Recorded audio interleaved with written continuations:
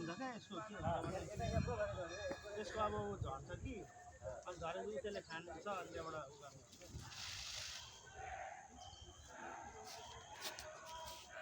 यसलाई त के भयो त हिजोदेखि यो बोलाइरहेको बोला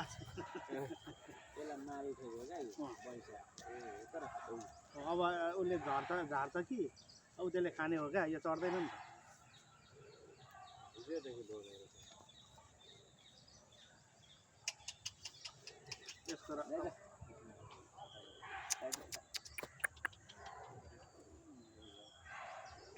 डम्प गर्छ